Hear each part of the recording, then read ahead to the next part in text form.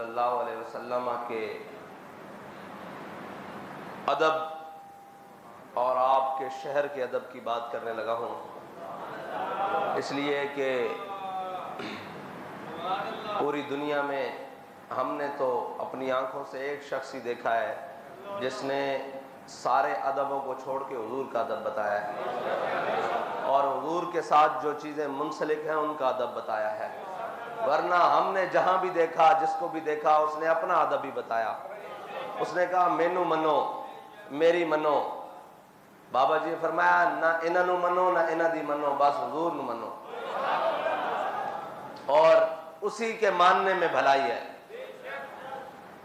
اور گزشتہ رات حضور سید عالم صلی اللہ علیہ وسلم کے شہر پاک میں، وہ شہر کہ جس کے بارے میں خواجہ فخر الدین سیالوی فرماتے ہیں کہ باب جبریل کے پہلو میں ذرا دھیرے سے فخر کہتے ہوئے جبریل کو یوں پایا گیا کہ اپنی پلکوں سے در یار پہ دستک دینا اونچی آواز ہوئی، عمر بھر کا سرمایا گیا، وہ شہر۔ اور جس کے بارے میں میرے آقا و مولا صلی اللہ علیہ وسلم نے فرمایا، حضرت جابر بن عبداللہ سے روایت ہے، میرے آقا نے فرمایا مدینہ، شہر مدینہ جو ہے یہ لوہار کی بھٹی کی طرح ہے، یہ میل کچیل کو دور کر دیتی ہے اور جو پاک آئے اس کو مزید ستھرا اور نکھار دیتی ہے، لیکن جن کے دلوں پر مہریں لگی چکی ہو نا، وہ کہتے ہیں بامے جڑے کوڑے تمبے مول مٹھے نہ ہوندے بامے توڑ مکے لے جائیے، ہاں جی، کوڑے کھو کدی مٹھے نہ ہوندے بامے سہمنا گڑ پائیے۔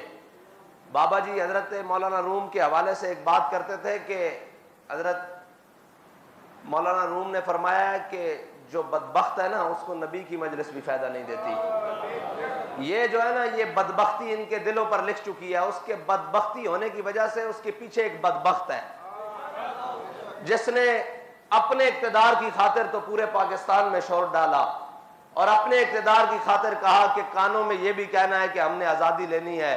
یہ تو بات کی بات ہے نا کہ آزادی کس سے لینی ہے، لیکن ساری باتیں بتائیں لیکن حضور کا ادب نہیں بتایا، اس لیے وہ بے ادب بن کر وہاں پھر رہے ہیں حضور کے دربار میں، جہاں پر ادب گاہے زیر آسماں از عرش نازک تر۔ اور حضرت اسید بن حضیر جب حضور سید عالم صلی اللہ علیہ وسلم کی بارگاہ میں آئے نا تو آگے عیینہ بن حصن بیٹھا ہوا تھا۔ جب عیینہ بن حصن کو دیکھا تو وہ حضور کی طرف ایسے ٹانگیں پھیلا کے بیٹھا ہوا تھا بڑی بے باکی کے ساتھ، تو آپ نے فرمایا مجھے اگر حضور کی مجلس کا حیا نہ ہوتا نا تو میں تیرا پیٹ پھاڑ دیتا۔ اور یقین مانے اگر حضور کے شہر کا حیا نہ ہونا تو ان کو 100 جوتے لگائے جائے وہاں پر کہ تم حضور کی بارگاہ میں یہ باتیں کرتے ہو۔ لیکن ایک بات ہے کہ جنہوں نے باتیں کی وہ بھی بدبخت۔ پتہ ہے نا امام حسین کا بدلہ لینے والا مختار سقفی تھا، جب بدلہ مکمل ہو گیا نا تو اس نے بھی لعنت اپنے گلے لے لی۔ یہ کام بدبختی کرنے والے کون منسلک ہوئے؟ وہ بھی ایک بدبخت کے پیروکار منسلک ہوئے جن سے یہ کام لیا گیا۔ لیکن حضور سید عالم صلی اللہ علیہ وسلم کے دین کے لیے، حضور سید عالم صلی اللہ علیہ وسلم کی عزت و ناموس کے لیے جو بابا جی ہمیں سبق دے کر گئے نا، ہم نے اس سبق کو یاد رکھنا ہے، اور حضور کے شہر کا اور حضور کی ساتھ نسبت رکھنے والی ہر چیز کا ادب کرنا ہے۔ اور ادب گاہے زیر آسماں از عرش نازک تر، اور نفس گم کردہ می آیت جنید و با یزیدی جا۔ بابا جی ترمیم کر کے پڑھتے تھے نفس گم کردہ می آیت ابو بکر و عمر ایجا۔ یہ اتنی نازک بارگاہ ہے جہاں پہ اولیاء صحابہ سارے سانس روک کر بیٹھتے ہیں، تم وہاں پر اپنے بک بکارے لگاؤ، تمہارے لیے اللہ تعالیٰ کا بہت دردناک عذاب ہے۔ اگر تم حضور سید عالم صلی اللہ علیہ وسلم کے اس شہر کی بے حرمتی کرو اور اس شہر کے اندر اپنے ایک جھوٹے لیڈر کی خاطر، اس کی کیا حیثیت ہے بھائی؟ وہاں تو بڑے بڑے سرور اور تاج والے ایسے سر جھکا کر کھڑے ہیں، تم اس کے لیے باتیں کرتے پھرو۔ اور یہ بھی جو جاتے ہیں یہ اپنی شناخت کے ساتھ نہ جایا کریں، وہاں کوئی شناخت نہیں ہے، وہاں سب حضور کے غلام بن کر جایا کریں۔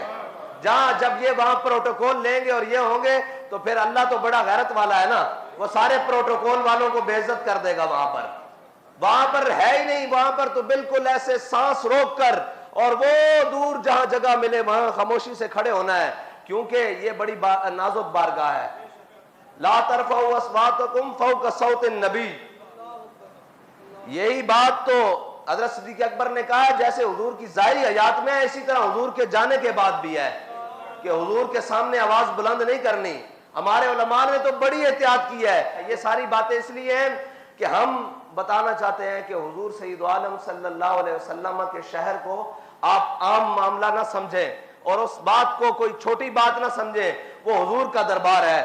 وہاں پہ تو انبیاء اولیاء سانس روک کر ہمتن خاموش بیٹھے ہیں. 70,000 قدسی صبح و شام آ رہے ہیں جن کی خبر کسی کو نہیں ہے. وہ اسی لیے آ رہے ہیں کہ یہ حضور کا دربار ہے. اور یہاں تو سانس اونچی ہونے سے اعمال اکارت ہو جاتے ہیں. یہ وہ جگہ نہیں ہے جہاں پر آپ ایسے بے باکیاں کرتے جاؤ. بہتر ہے کہ تم وہاں جاؤ ہی نہ. بہتر ہے کہ تم وہاں جاؤ ہی نہیں. اگر تمہیں احساس پیدا ہو جائے تو تم تو کبھی تصور ہی نہ کرو کہ ہم اس بارگاہ میں کھڑے کیسے ہوں گے. رکتے ہیں یہی قدم ماں کے اہل نظر کے, اس کوچے سے آگے نہ زماں ہے نہ زمیں ہے. اور ہر ایک کو میسر کہاں تیرے در کی غلامی, اس در کا تو درباں بھی جبریل امی ہے. یہ کوئی عام بات نہیں ہے اور بڑی خطرناک بات ہے. اتنی بے باکیاں اچھی نہیں ہیں. اتنی بے باکیاں اچھی نہیں ہیں. یہ نہ ہو کہ اللہ کا قہر اور اللہ کا جناب جلال وہ جوش میں آ جائے اور تم سب کو بھسم کر کے رکھ دے. تم وہاں جا کر کسی لیڈر کی بات نہ کیا کرو. ہمارے بابا جی نے تو ہمیں نام بھی دو دیا ہے. حضور کا ذکر ہو تو ہم نعرہ وہ بلند کرتے ہیں کہ لبیک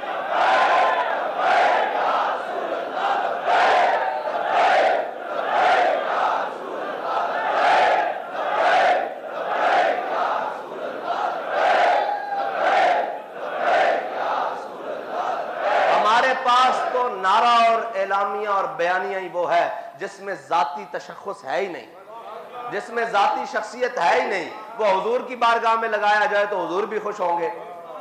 اور اگر تم وہاں کھڑے ہو کر کہے گو کہ اب آئے گا عمران تو پھر تو یہ بری بات ہے نا. یہ تو قبول ہی نہیں ہے. ادھر وہ کوئی آ کے کہے کہ اب شیر آیا, ہم تو کہتے ہیں نہیں حضور کا دین آیا. ہم تو یہ کہتے ہیں کہ تاجدار ختم نبوت. اور دوسری بات, وہ جو وزیر اعظم بن گیا ہے اس کو پھر ایک دفعہ کہتا ہوں کہ یہ ذلت ایسے نہیں ہو رہی. یہ ذلت اس وجہ سے ہو رہی ہے کہ تم کہہ کے گئے ہو کہ میں اس ملعون کے ساتھ مل کر کام کروں گا. تو دیکھ لو سین نبوی میں تمہاری ذلت ہو رہی ہے. وہاں پہ تو چور کو بھی چور نہیں کہا جاتا. وہ تو اعلیٰ حضرت نے فرمایا چور حاکم سے چھپا کرتے ہیں یا اس کے خلاف, تیرے دامن میں چھپے چور انوکھا تیرا. وہاں تو چوروں کو پناہ ملتی ہے, گناہگاروں کو, کیونکہ میرے آقا نے فرمایا شفاعتی لأہل الکبائر, میری شفاعت تو ہے ہی بڑے گناہ والوں کے لیے ہے, بڑے گناہگاروں کے لیے ہے, بڑے غداروں کے لیے نہیں ہے. تو گناہگار بن کر جاؤ نا, غداری تو نہ کرو حضور کے ساتھ. اگر غداری کرو گے تو پھر تم کیا, تمہاری حیثیت کیا. یہاں ابو جہل کو اللہ نے بچوں سے مروا دیا تھا. یہاں تو جناب وہ اگر حضور کے دامن سے وابستہ ہو جاؤ گے تو حبشی غلام ہو, کالا ہو, ناک بھی چپٹی ہو, بلال حبشی ہو, وہ کعبے کی چھت پر جاتا ہے. اور اگر سکا چاچا بھی ہو تو قرآن کہہ دیتا ہے تبت یدا ابی لہب وتب. یہ وہ بڑی نازک بارگاہ ہے, بہت نازک بارگاہ ہے. اس کے اندر کوئی ایسی بات نہیں چلتی. اللہ تعالیٰ مجھے اور آپ کو حضور کا ادب نصیب فرمائے, اور اگر کوئی وہاں چلا جائے تو اس کو باادب حاضری نصیب فرمائے.